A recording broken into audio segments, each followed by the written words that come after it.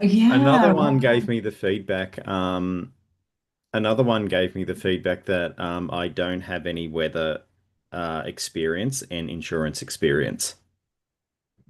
And I'm like, I'm pretty sure you haven't read my CV. Right. Okay. Oh I'm my like, God.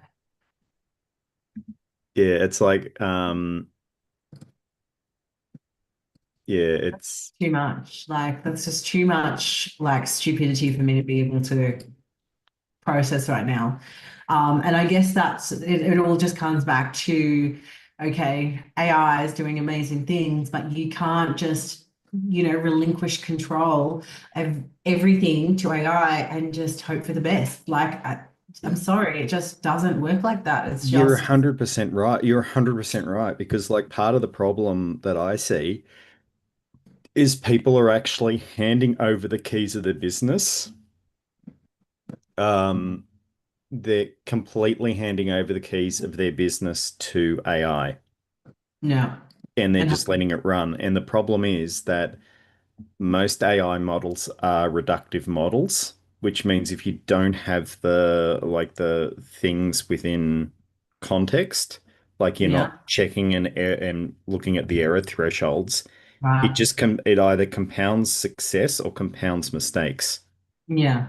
So it either goes one way or the other. So it's yeah, it's I find it hilarious that you would want to do that to your business. Go, oh yeah, well, I'll just get AI to do everything. Like terrible idea. Yeah. So I wanted to hold on. I'm just trying to bring up this fabulous document that I made, and all of my screens are just being weird. You know, when you have like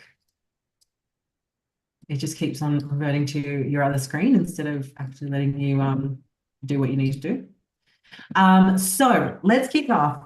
Um, Hello, everyone. My name is Caroline Jimenez. I am the founder of Cara PR, and my fabulous co-pilot here is Seamus Hart, the heart of Cara PR, Mm. UX designer, CX designer, and an all-round absolute legend. And today we are going through some Q&A that came around as a part of our last brainstorm, and that was all around NDIS and inclusion, and basically just going through the fact that just because you call yourself inclusive, um, doesn't mean that the way that your business is operating is inclusive. It takes a lot more than some policy and some copy on your website, and in your actual business operation, um, you know, manual to be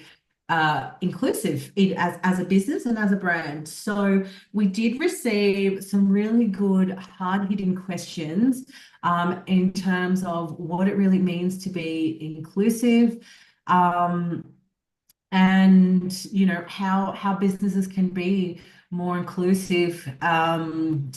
We our goal for today is to provide clear and actionable insights for business owners on how systemic inclusion failures and poor internal UX erode brand credibility and revenue.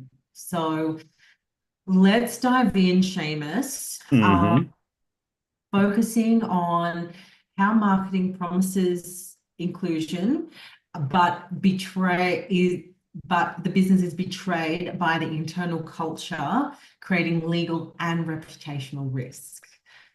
Yeah, it's no, it's actually a really, really good question because like I heard this the other day and I was tempted to think of the movie Fight Club, is that a lot of them don't understand that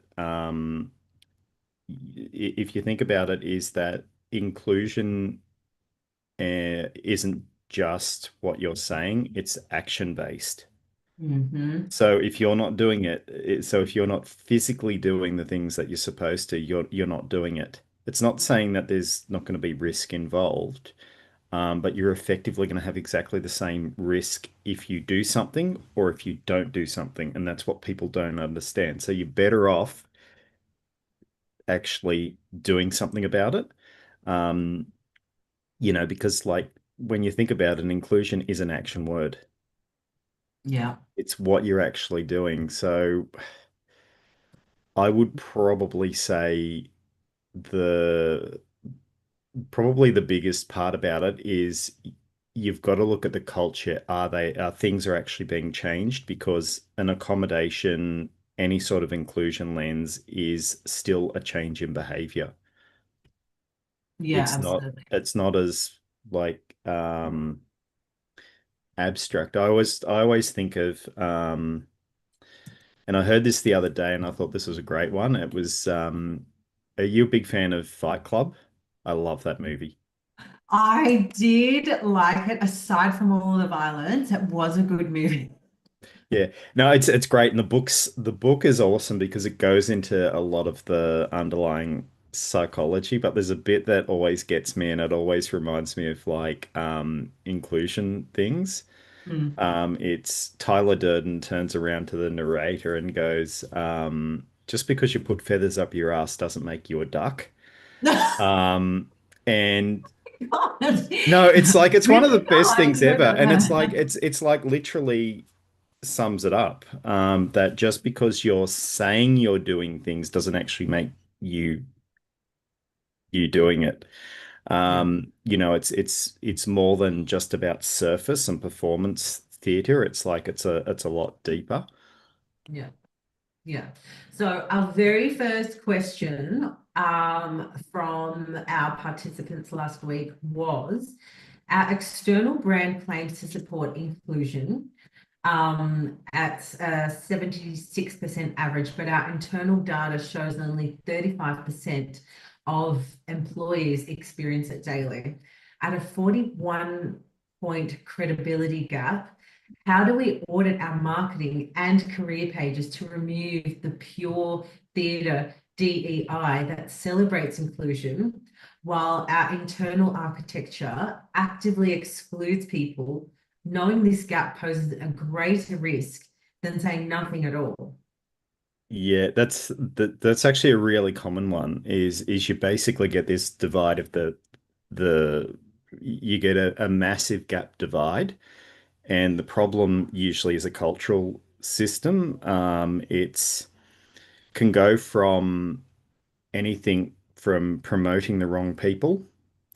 It can be not having the right expertise. So a lot of the times you might have to get someone external who is an expert in a whole range of different DEI. There's the other thing is actually doing a service design edit. And I'm doing something similar in the next few weeks about um, basically reviewing an entry point for a company on like their interviewing practices.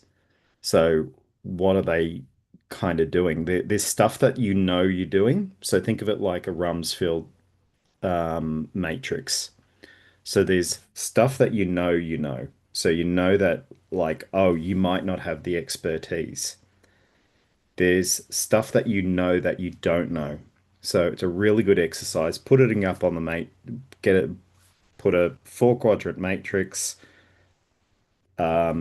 posted all the things about what what expertise do you have, what stuff that you've got a gap in it. So that's the visible gap that you can tighten up.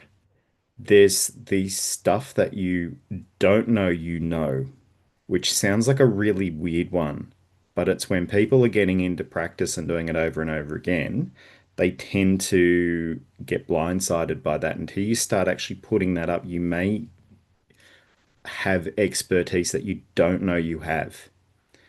And Yeah, then there's the other one, which is the unknown unknowns, yeah, which sounds really ridiculous.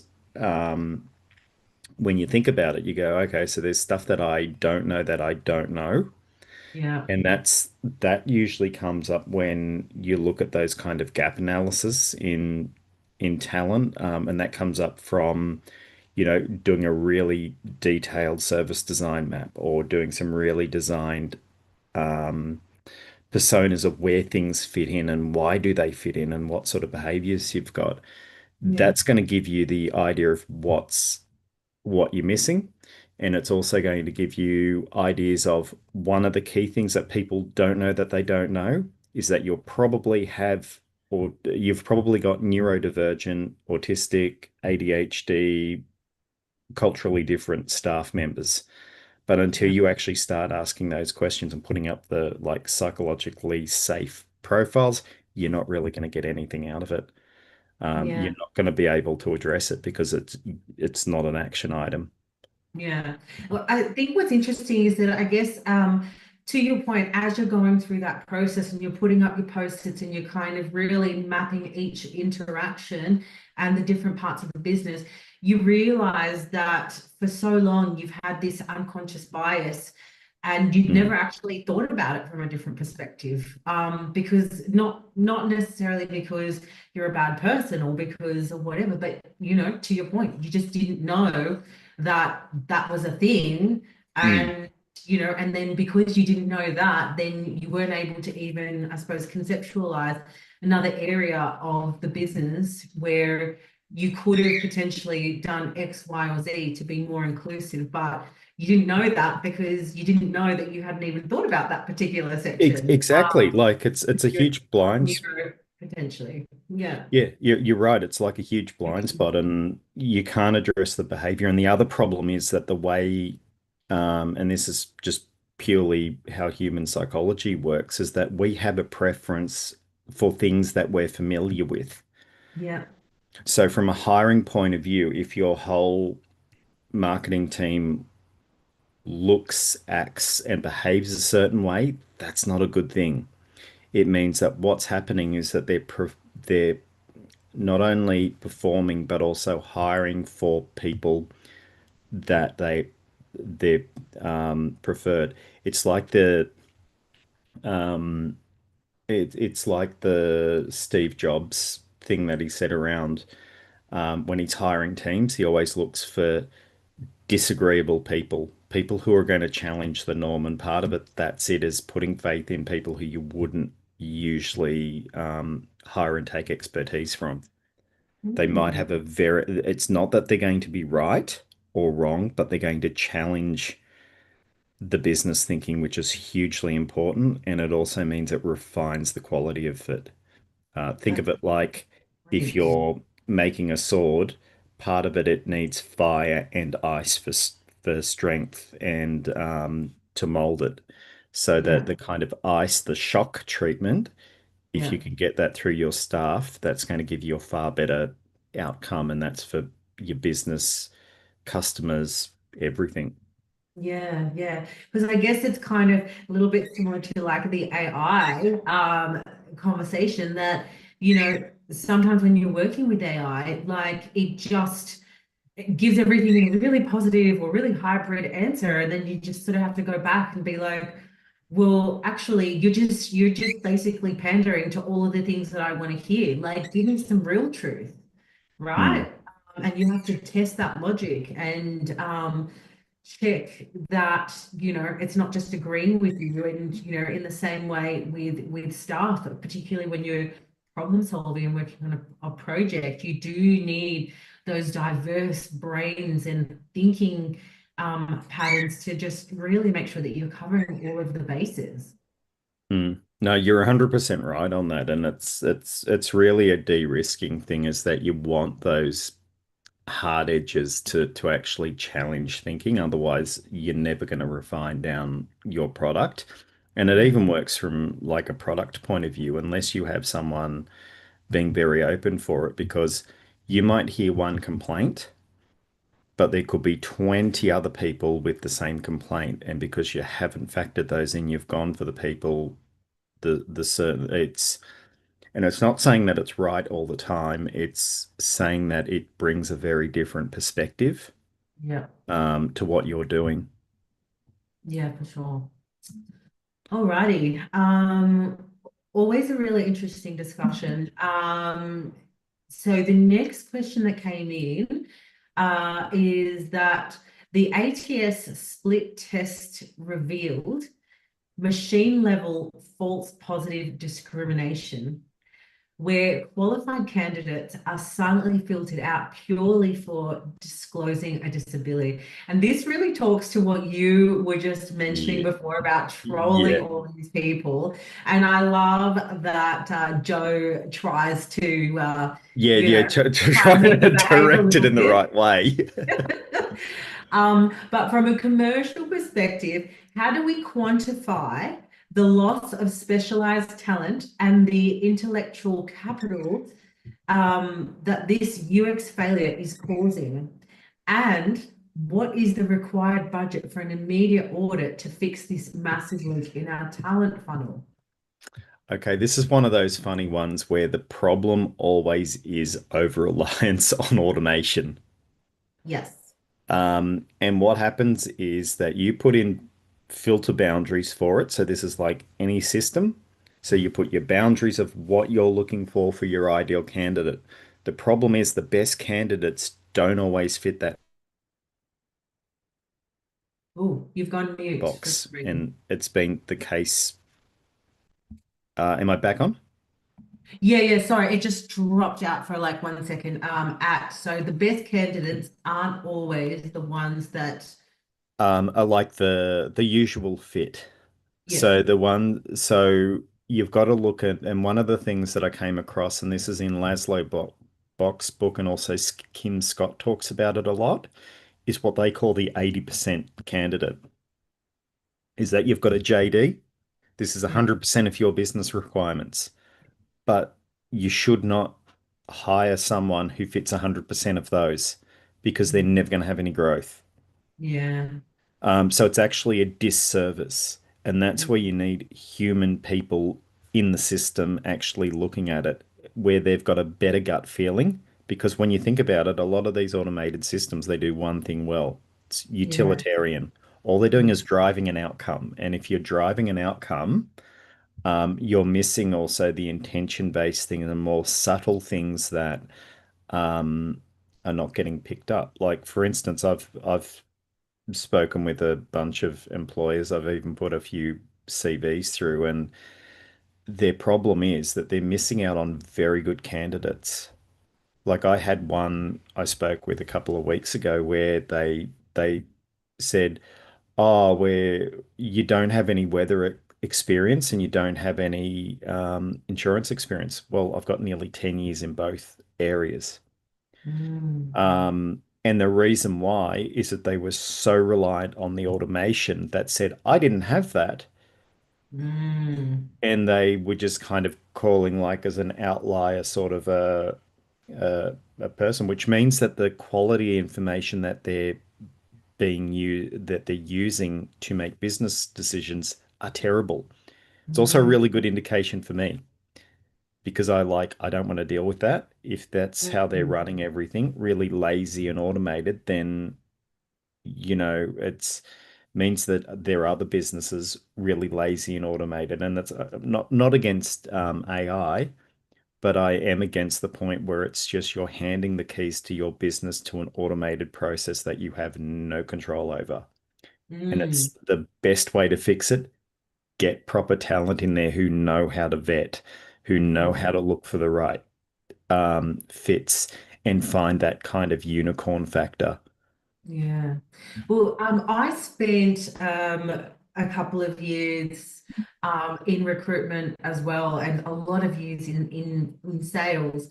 And one of the things also to consider, beside the fact that, not everybody has a great CV, not everybody makes it Hmm. really easy to uncover that information. Like, oh my God, the amount of CVs that I have been through in my life, which is why I understand putting in some type of AI to scan those CVs, but also not everybody is good at, really clearly listing what they've done and what the outcomes were and how that relates to, I suppose, the role.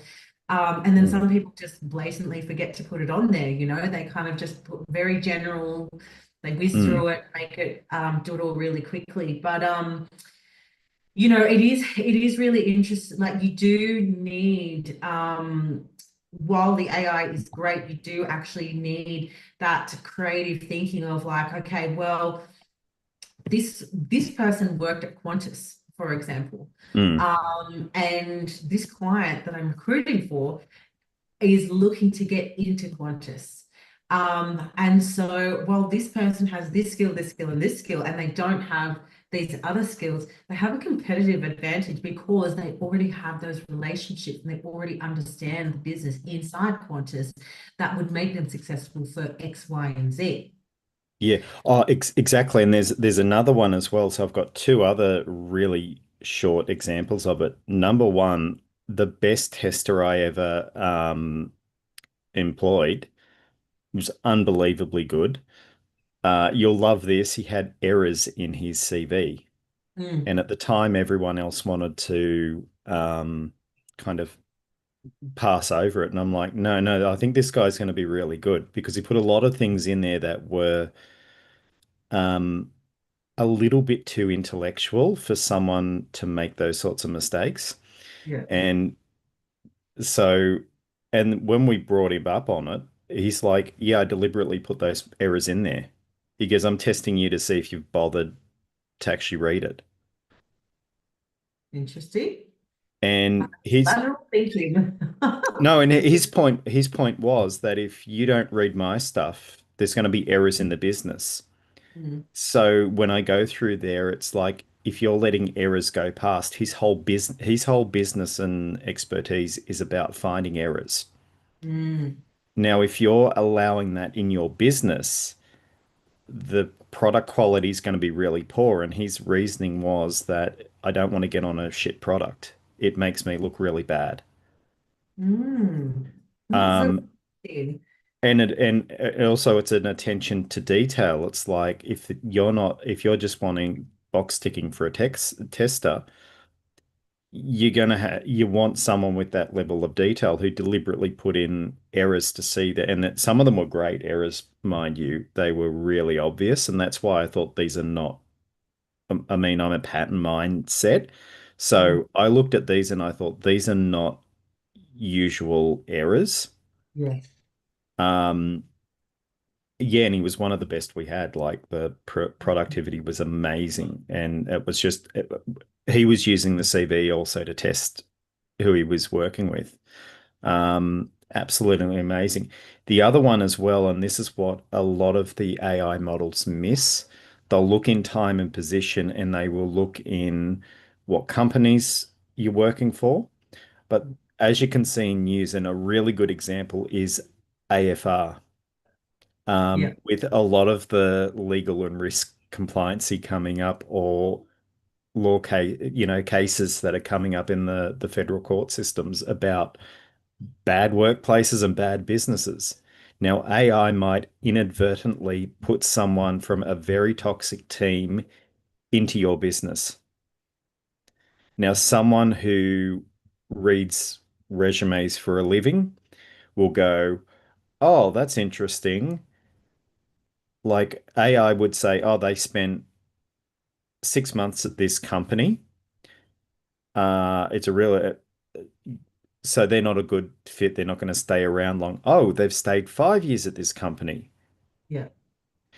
AI is not going to work out what the quality of the company is. Yeah.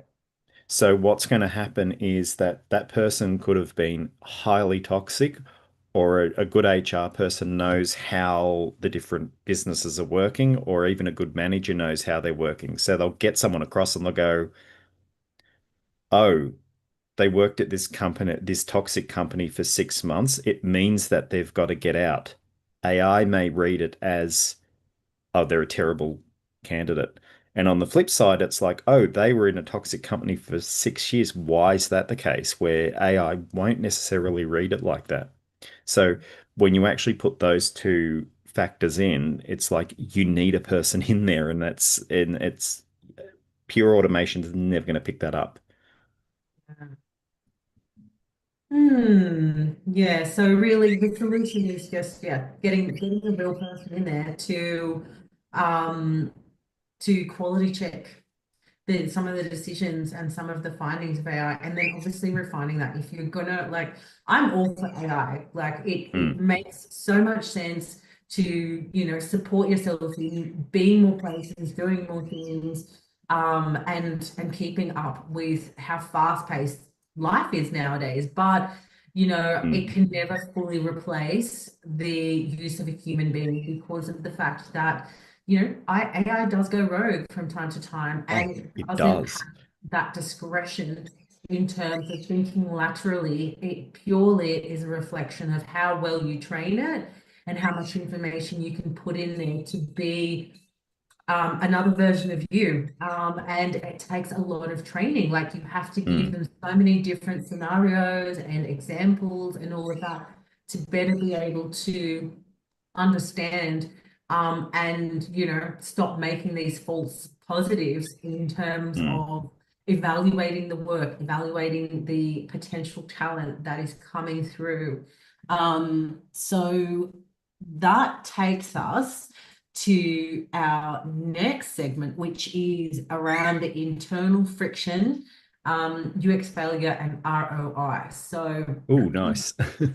the focus for this is really the measurable commercial cost of poor user experience in employee and customer journeys, linking friction directly to reduced revenue. So the hard-hitting questions that we got for this section is the discussion stated that adjustments are risk reducers, not indulgences. So since most accommodation requests cost under $50 and take less than 30 minutes to implement, what is the true cost in turnover, reduced output, and missed 20 to 30% revenue uplift of allowing managers to treat these non-negotiable operational standards as favors requiring such lengthy justification? So this is the like, we'll Mm. pass it on to management just to change one freaking light bulb. Um, Oh, it's one of these things where you've got to flip it on its head, where the way that I look at accommodations are not, a lot of people look at them as conditional privileges. They don't look at them as rights. They look at it something, it's special treatment, and therefore you need to do, it's not what everyone else is doing. It's like if you were doing a renovation and then you asked a builder, they can take out a kitchen, but you're not allowed to use hammers. It's an accommodation is still just a tool. right, yeah. Like if you said that to a builder, they would laugh at you. It's like you're out Mm, of step with reality, and it's the same thing with accommodations. It's like literally putting stuff in writing is going to give you better business metrics and more business metrics to work out what's working and what's not, and also retaining IP. I mean, that's that helps me out, and it also gives the business a better value sync. Um, I just I just don't understand it where people don't look at accommodations are just business tools. right, yeah, yeah. Yeah, I mean, you can't have a laptop without a charger. So, if someone is, neurodivergent and they need particular lighting or they need a ramp for their wheelchair or something like that, Mm. like it just doesn't like it's all the same, really. I feel in terms of that as you said, it's just another tool. You you Yeah, wouldn't you wouldn't tell a person in a wheelchair, no, just use the stairs. So, exactly. Like right? no, no, exactly. And it's exactly it. It's just a tool. That's all Yeah. it is. And if you're and the amount of time I actually clocked it once with one employer where I actually worked out how much that they spent on questioning well justifying an accommodation. And I think they spent about $30,000 questioning an adjustment. And it's like seriously. Yeah. The adjustment's under $1,000 and you're spending $30,000 to argue against it. It's like It's ludicrous. Just It's doesn't even it's make ludicrous. Like they'll spend that, and it's like that's just purely on the time, and that's like so if you're talking about like in some cases that they'll get lawyers involved. I mean, a lawyer is expensive. Why the hell would you do that? If someone said, I just need noise canceling headphones, go out and buy it. yeah. It's a deduction anyway, taxation deduction. Yeah, yeah. What are some of the other, like from your experience? I know you do a lot of work with going into workplaces and, consulting them on how to be more, I suppose, inclusive and neuro-friendly. What are some of the other accommodations that would be common or that are out there where, this type of people coming across this type of friction just to have to be able to operate at their best and produce a better outcome for the business that they're working for. Oh, it's simple. It's like one of the most significant ones, and this came from my university course on autism. It's like literally like if you're hiring someone, give them a sample of the interview questions. For someone who's autistic, it's going to make it a hell of a lot easy for them so they can prepare, they won't mask, they won't stuff it Mm, up. But for anyone going for a role, it preps them. mm, So it automatically excludes the people who are interested and the ones who haven't done any preparation. mm, So you've automatically got a better pool of candidates that you're interviewing, which it's really obvious if they haven't, if you send through the interview questions, it's pretty darn obvious who's studied for the exam and who hasn't. And do mm. you want someone who's going to wing it or someone who's going to just and it's easier also to work out who's the better candidate because it's like, oh, the quality of the answers are better. The what you're saying makes a lot more sense. But I mean that doesn't cost anything. Here's Yeah, the interview questions, and you've suddenly just accessed a bunch of neurodivergent stuff who might be amazing fits for you. yeah. And for existing employees, what are some of the other requests that you've come across? The most common is around stuff in writing. So one of the big challenges specifically with autistic employees is is vertical transitions through the day. So those unexpected changes. Mm, Easiest one to do that is putting things in writing and also meeting notes of what yeah, the expectations are. And it mm, also means that a lot of the time, if you do meeting notes like before, saying, "Oh, this is what our agenda is," yeah, it cuts down the need for a lot of meetings really quickly.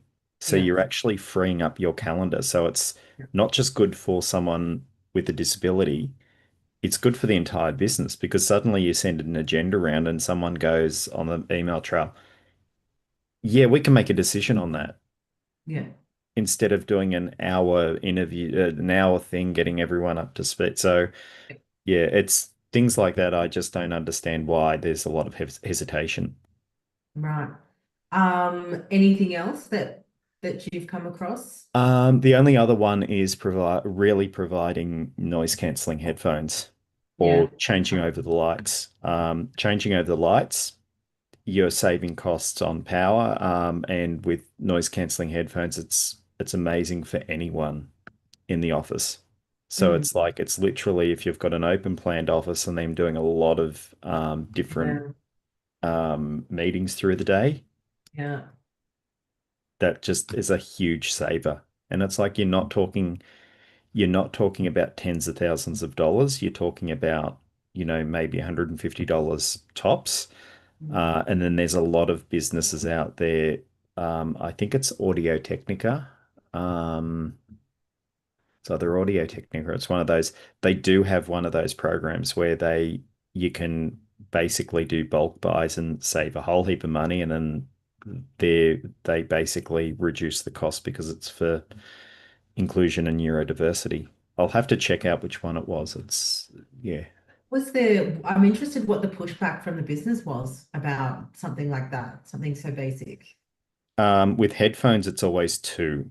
So number one is they go, it's too expensive. And it's like, seriously, you've just spent, 2 grand on a laptop for someone to use. Mm. That's number one. It's like, oh, undue hardship because it's too expensive. And if we get those for one person, we'll have to get it to everyone. And it's like, well, sure, it's a business expense. The other one as well, which I came across at a business, is that the head of HR's partner actually worked for an audio company. And the big fight with why it didn't go through is that they wanted them as the preferred supplier of headphones. And and it was effectively um, yeah, double dipping. And it was also, I would say, highly unethical because they were effectively setting up a system for them where they could, where it was a boys' club sort of a setup. It's like, oh, my partner's doing this. And there was no due diligence about what the product was, who's going to get the most out of it. So it was really a vested interest there. But those are kind of the two things that I kind of get. The most common one is about the expense. If we do it for one person, we have to do it for everyone. And it's like, well, congratulations, you got the point. It's a business tool. Okay. This next question is, if poor UX leads up to 70% cart abandonment, what Mm. new internal metrics can we implement to measure and reduce the cognitive friction across our service and employee journeys? Ooh, that's a really spiky question, but it's a good one. So from experience, it's where service design comes in and it's understand who you're actually marketing for. So part of it is a CRO question around conversion. The other Mhm. one is understanding who you're actually selling to and why you're selling to them.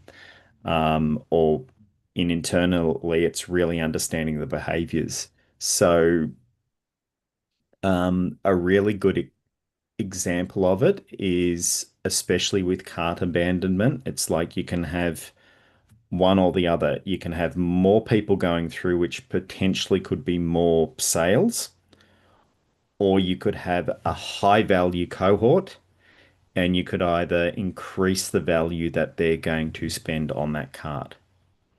You can't have both. It's like pick one. So if it's getting more people through, you're going to have lower cart values, but more people going through. So think of it like a Peters of Kensington model, where they get a lot of people going through, and they purely compete on price. Or if you think on the flip side of it, which is CRO, which is that here's a high value cart and increasing it.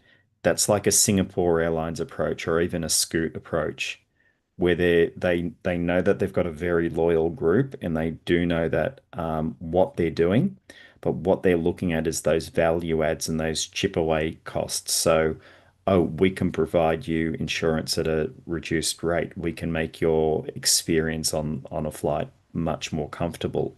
We can do these things all in the conversion flow. So it's really understanding which way you want to go with that. And that's why UX strategy and a really solid service design map works. And how do we then apply that in terms of for employees, ensuring everything from processes, forms, instructions, and every touch point is aligning with the brand promise, and giving the users what they want in the least amount of effort. Well, it's part of it is those kind of pulse type of surveys. So getting feedback from the staff and getting like honest feedback and things that they're not going to be punished for. Yeah. So So like it anonymous surveys. exactly, and also give them feedback systems. Like we got amazing feedback when I think it was at Hoyt's, where going out on site and just seeing what their problems were, Mm.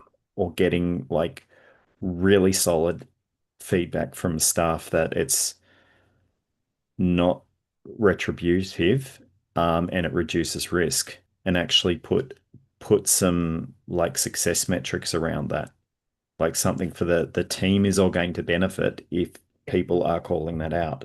But I mean, that's a really hard thing to actually create because the culture has to be Yeah. extremely safe Yeah. and also willing to have those hard type of feedback. And I've only been at a few companies that do it amazingly. Okay. And another one here. So we've only got 15 minutes, Hmm. but we've got a question. I'll let you choose. The question from Coles and Hoyts, or we've got one about the NDIS crisis. Ooh, I think probably the NDIS crisis, considering we've got Okay. because really the we've kind of gone over the coal stuff and the environmental modifications, but a lot of them it's really around getting feedback, Yeah. um, All and right. just applying the research Yeah. in a practical way. Yeah. And again, it's just having those things out there as we were chatting about before.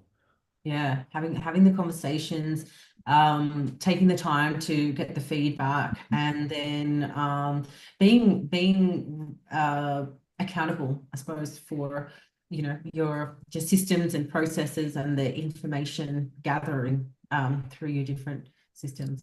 So this one here is from one of our participants. It says, as a legitimate purpose-led founder Hmm. and provider for, so where our business is operating adjacent to NDIS sector, how do we protect our brand, reputation, and market share when the systemic fraud and price gouging by exploitative competitors, Yeah. um, you know, is eroding the trust in the entire sector, making it really hard for our honest business to position ourselves in on and be completely fair on pricing. Oh, that's funny. It's a really hard one to kind of put some answers on. And I've done quite a lot of different like pieces around it, but I would say where it comes from is board governance. Mm, So part of it, you don't have any worries if your businesses run well and the figures all kind of line up and they're doing what they're meant to do. So complete transparency. And this is just not for non-for-profit. This is kind of across the board, is that it's really transparency about it. And that transparency and working in an ethical way is going to keep you out of the papers, because there's so many of them. It's actually really crazy. It's like when you have a look at a lot of the feedback and that, it's just absolutely crazy, like how bad people actually are with the overall yeah. NDIS products and all that. It's just crazy when you think about it, what people will actually do. Um, so yeah, I would probably say it's all around transparency. Yeah. Yeah. Okay. And last one. Um, through the last brainstorm, the conversation around brand workforce and economic participation. When systemic exploitation forces people to withdraw from hostile markets, how can we as industry leaders use our brand strategy and thought leadership to advocate for system changes that restore workforce participation and combat the extraction economy mentality? Yeah, that's kind of an interesting one because I think what we're really looking at is a couple of things going on here. I would say that and this is purely probably going to first year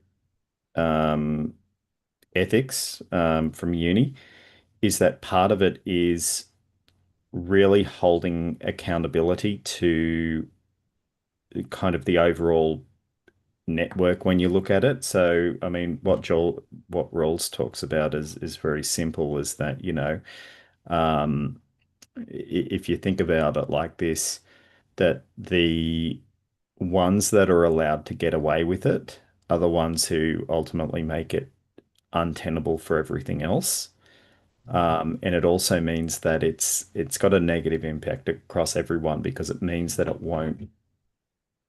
will never prosper Yeah, because you're effectively putting in a bunch of things that are going to absolutely destroy everyone's ability to keep something sustainable. And it's really, as kind of rules came down to, is like, you know, and I mean to a certain point with virtue ethics as well, is that what you practice, that's what you become. yeah, So if you hold a whole system based upon Machiavellian type of business tactics and narcissistic type of tactics, that's what you become. yeah, And it always ends up in failure. Um, because like you're effectively destroying the market that's creating value for a bunch of people. It would be the equivalent of filling up a swimming pool. If I'm throwing a bucket of water in there and someone else is taking two buckets out, there's on a long enough timeline, there's going to be an empty swimming pool. And that's yeah, what we're seeing now with NDIS, is that there's so many people, bad providers, who have taken far more out of it than they're putting into it.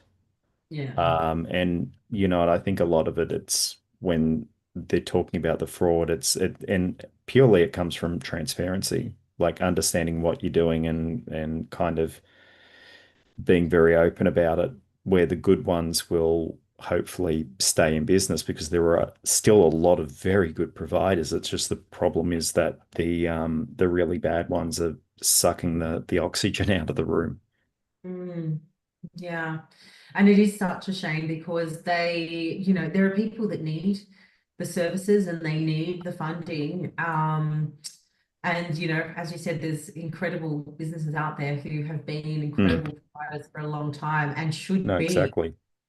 should continue to be providers for some time longer, who are now essentially getting strangled out of the opportunity. So, It's really sad as well because it's like it harms you've got to look at it's part of the reason why if you think someone's doing the wrong thing, you need to report it. yeah, And I've done that a few times where I've had lifestyle coaches, and I use the term really, really loosely, um, approach me on LinkedIn, and then what they're selling is a psychologically adjacent service. Now, there are places where you can actually report these to. So, fair trading's a good one. NDIS is another good one. And they do take it seriously because it's like if you're providing a service and providing no value, it's like it's literally, fraud. you know, it's theft in the simplest way, or it's misappropriation, or really good one is I came across a coach who, with their system, they said that they could cure ADHD. Oh, and it gets even better than that. They self-diagnosed ADHD and imposter syndrome, and in 1 week they cured it. So they didn't just diagnose it, they also compute, and they don't have any psychological qualifications whatsoever. And that's why you got to call those out. And the sooner you call it out, the less likely it is that other people are going to get hurt because there are some people who go, well, actually, they cured that.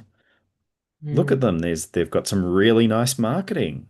Um, and that's a huge, huge problem.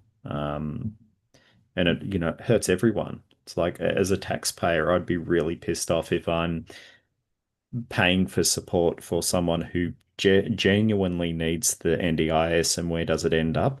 Someone who's buying $100,000 Mercedes.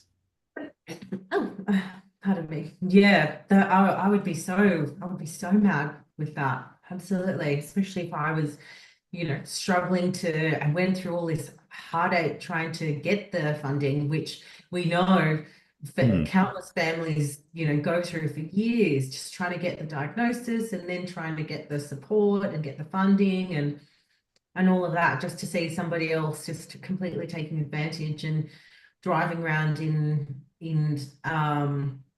the Mercedes and living it up mm. with the money that they have basically stolen from other people who need it. It's just, yeah, it's a complete backhand to the people who need the funding, need the services, and need people that they can trust. Like they've It- clearly, been looking for that safe pair of hands to help them improve their life. So yeah. oh no, exactly. And it's like part of it is just it's really calling out the behavior. And I think a lot of people are a bit concerned about it. It's like if you've got a question, call it out because it's the only way it's ever going to get resolved is if you take the complaint to the body. It might be they've had three complaints and they need a fourth to actually really validate it. Mm, Or even if it's a query, like I've queried a lot of them and you know, many times it's come back and it's like, oh, they're not supposed to be doing that. Or actually, that's a really good point. This is what they're actually doing. So they'll be able to explain it from a third party. Also, NDIS and NDIA, huge business. So huge government institution. It's like they don't have the resources to track it. And that's part of the reason, like sending in letters of concern to them if you feel like someone's doing the wrong thing is better for everyone. And a lot of the time it could be you've just misunderstood or the rules have changed or anything, or they're just not explaining their product well. yeah, So it keeps the system a lot more honest and a lot more transparent yeah. because we've all Oh, seen a current affair. my God, it's coming everywhere. Like I'm seeing almost every day there's someone being taken down. So, you know, we all are responsible for the outcome that we want to see. And reporting it. Um, and doing our best to remain transparent and remain in our authenticity, as well as maintaining our code of ethics in terms of how we support that space with vulnerable people who really need that support. So it has been amazing to talk with you as Mm. always. Oh, thanks. Thank you for enlightening us in terms of all of those questions around UX design, and how we can do better in creating better employment places for people who need that extra support, and how we can do better in terms of really understanding and mapping what that journey is like, what that experience is like, for our friends who are on the spectrum and need Mm. just that little extra bit of consideration for the sensitivities or their differences in the way that their system operates, because it's important. The world is so boring if we're all exactly the same. So you know as the founder of NeuroAwesome as well as Cara PR, we're all about celebrating neurodivergence because in a lot of ways it's a gift, and it comes with superpowers that a neurotypical person may or may not Mm. have. But it's an incredible way of looking at the world that is different, and those strengths are they're at the backbone of a lot of businesses. So yeah, let's leave it at that. Happy Tuesday, everyone. Thank you, Seamus, for your time. Thank you to everybody who tuned in to go through these Q&A session based on our last brainstorm. So we've got brainstorm again this Friday, and we'll have lots of exciting things to talk about in that session. So enjoy the rest of the day and see you on Friday.